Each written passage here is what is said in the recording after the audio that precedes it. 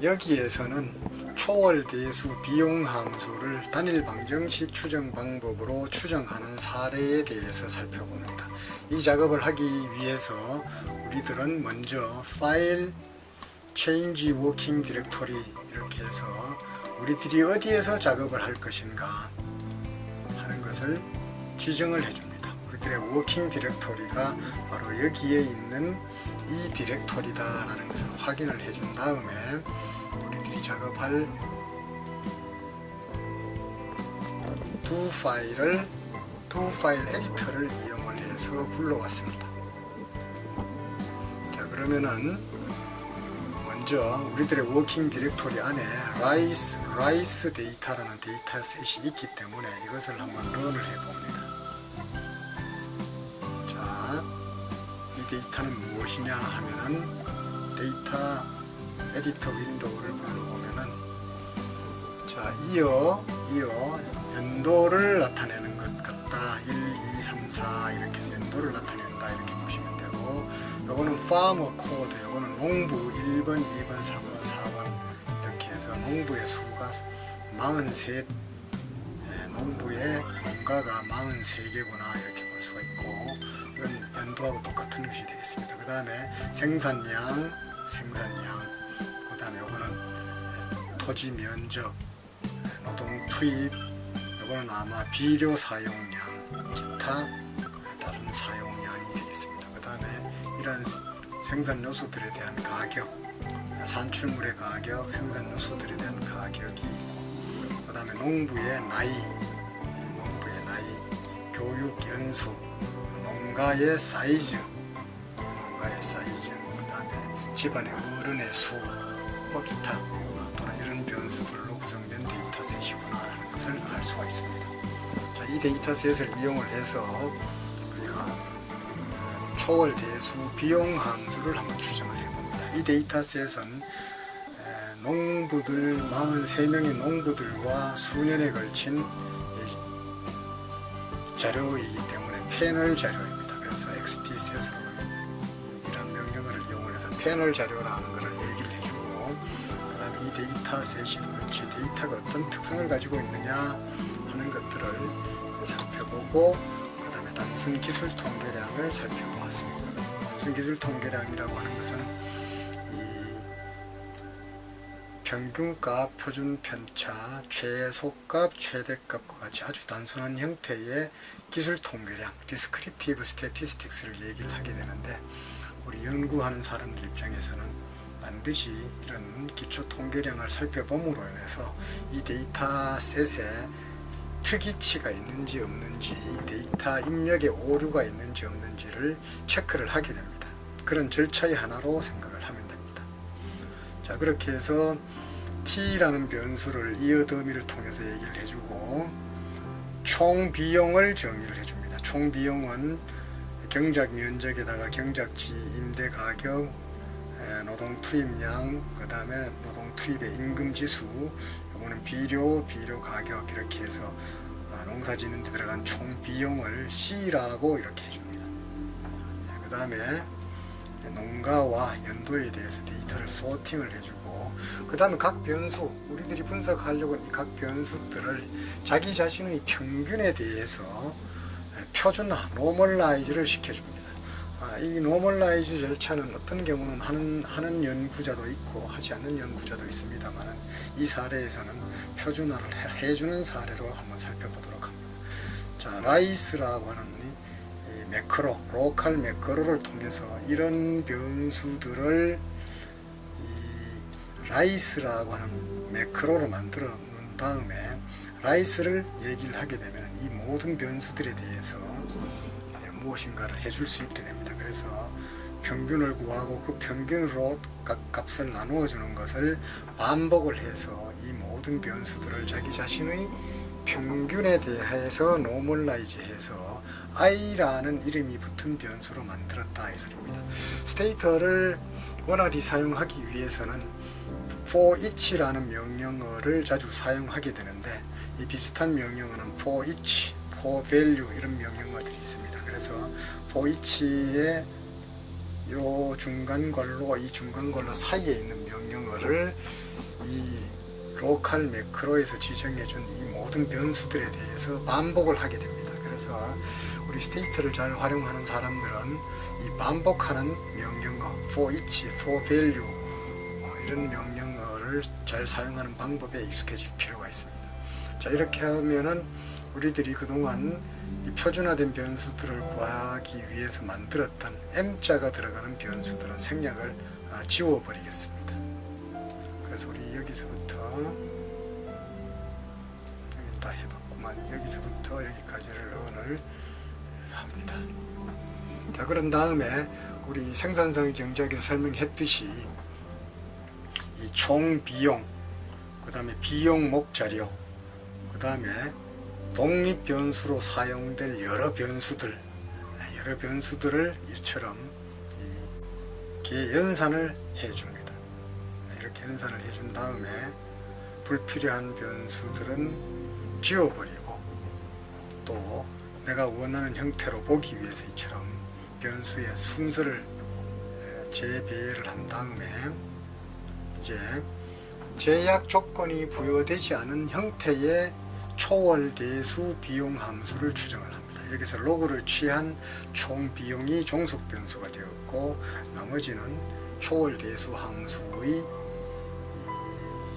우측에 나와 있는 독립 변수들이 되겠습니다. 그렇게 해서 이 고전적인 최소자승법을 통해서 초월대수 비용 함수를 추정을 합니다. 그렇게 추정을 하게 되면 초월대수 비용 함수에서 정의한 독립 변수들에 대한 코에피션트, 그것들에 대한 스탠다드 에러, 그것들에 대한 t 밸류, 그것들에 대한 p 밸류를 확인을 할 수가 있습니다. 그리고 위에 가게 되면은 관측 지수, r 스퀘어 이런 통계량도 확인을 할 수가 있습니다.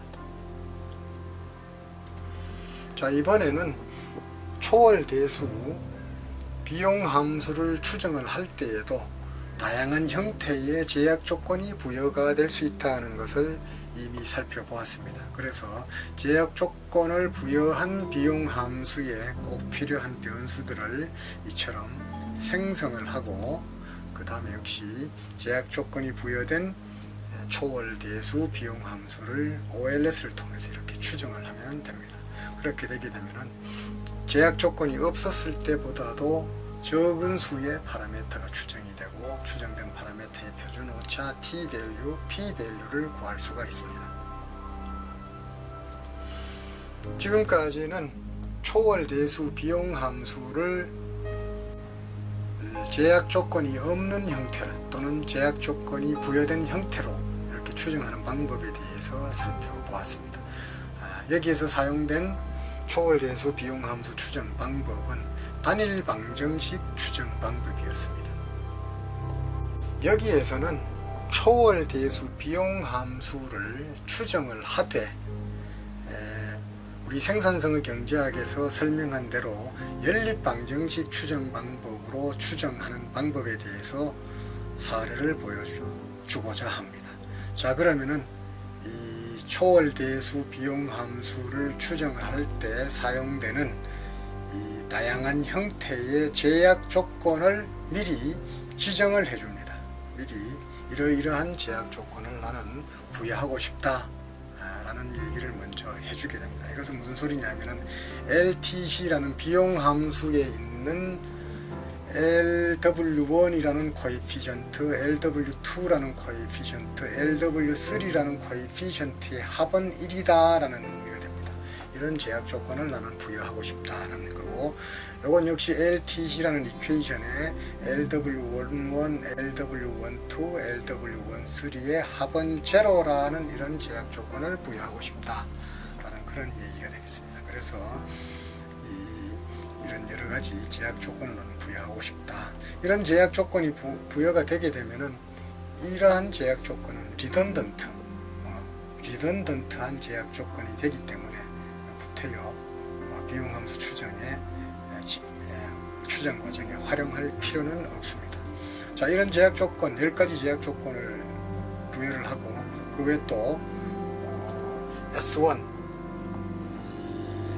비용목 함수의 LW2라는 코에피션트와 두 두 번째 비용목 함수의 LW1이라는 이런 코에피션트는 두 개의 코에피션은 서로 같다라는 이런 제약 조건도 부여를 했습니다. 그래서 이런 제약 조건을 부여한 다음에 원래의 비용 함수와 비용목 함수, 이 두 개의 비용목 함수를 동시에 연립 추정을 하게 됩니다. 이런 연립 추정을 하는 과정에서 앞에서 정의한 이러한 몇 가지의 제약 조건을 부여를 한 다음에 이것을 연립 추정하는 방법이 되겠습니다. 원래의 추정 방법은 밑에서 보여주는 것처럼 우리가 생산 요소가 3개이기 때문에 3개의 비용목 방정식이 구해집니다만 그 중에 한 개는 리던던트한 것이기 때문에 2개만을 활용을 해서 이렇게 비용 함수를 추정을 하게 됩니다. 자, 제약 조건 10개의 제약 조건 다음에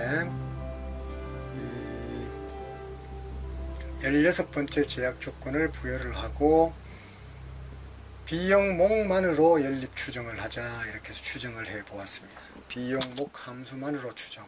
첫 번째 비용에 대한 코에피션트, 두 번째 비용목 이퀘이션에 사용된 코에피션트가 추정이 됩니다. 그 다음에는 원래의 비용 함수를 포함하고 비용목 함수 2개와 더불어서 연립 추정하는 방법이 되겠습니다. 이런 제약 조건이 부여가 되고 이렇게 해서 원래의 비용 함수의 코에피션트와 더불어 비용목 함수의 코에피션트가 추정이 되었습니다. 이 세 개의 방정식, 추정된 방정식의 파라미터 간에는 조금 전에 우리들이 부여한 그러한 제약 조건이 이미 반영이 되어 있습니다. 자, 우리가 경우에 따라서 어떤 경우에는 이 비용 함수의 연립 추정에 비용목 함수만을 이용을 하기도 하고 어떤 경우에는 원래의 비용 함수를 이렇게 추가해서 연립 추정하는 방법이 있기는 두 가지 방법이 동시에 사용되기도 하는데 통상 이런 비용 함수까지 포함시켜서 추정할 때에는 규모에 대한 수학 불변의 가정을 부여하지 않은 경우에 이렇게 비용 함수를 포함시켜서 추정하는 경우가 많고 규모에 대한 수학 불변의 가정을 했을 경우에는 이처럼 비용목 함수만으로 추정하더라도 비용 함수에 있는 모든 코에피션트를 전부 추정을 할 수가 있습니다. 그런 면에서 규모에 대한 수학 불변의 가정이 부여가 되었을 때에는 비용목 함수로만으로 추정을 하게 되고 그렇지 않을 경우 규모의 경제 효과가 얼마 정도인가를 우리가 구체적으로 추정하고 싶을 때에는 이 원래의 비용 함수가 추정이 되지 않게 되면은 우리가 특정 코에피션트를 알 수가 없습니다. 그래서 그 코에피션트가 있어야만 규모에 대한 수학 불변의 지표를 구할 수가 있기 때문에 그거를 추정을 하기 위해서 이렇게 비용 함수 연립 추정해서 원래의 비용 함수를 동시에 추정을 하게 됩니다. 여기에 나오는 SUREG는 Seemingly Unrelated Regression이라는 약자를 써서 스테이트 명령어로 만든 것인데 여기에서 보게 되면 이 세 가지 방정식은 특정 방정식의 종속 변수가 다른 방정식의 독립 변수로 사용이 되지를 않고 있습니다. 그래서 함수의 형태만으로 보았을 때에는 연립 방정식 모형이 아닙니다. 그런데 왜 연립 방정식 추정 방법을 적용을 할 수 있느냐 하면은 명시적으로 변수들 간에는 연립 방정식 모형이라고 하는 것이 보여지지는 않지만은 각각의 에러 텀들 간에는 서로 상관되어 있다는 의미에서 Seemingly Unrelated 모델이라고 합니다. 다시 말하면 외관상으로는 서로 unrelated 되어 있다. 그럼 어디에서 이 relate 되어 있느냐 하면은 바로 에러 텀, 오차항에서 서로 relate 되어 있다라는 이런 의미가 되겠습니다. 그래서 우리 젤르너의 추정 방법 여러분들이 책에서 보았겠습니다만 젤르너의 Seemingly Unrelated Regression Model을 추정하는 방법이 바로 SUREG가 되겠습니다. 지금까지 이 비용함수를 초월대수 비용함수를 단일방정식 추정법 또 연립방정식 추정법으로 추정하는 방법에 대해서 살펴보았습니다. 앞으로 이런 추정 방법은 다른 많은 사례에서 자주 활용되게 됩니다.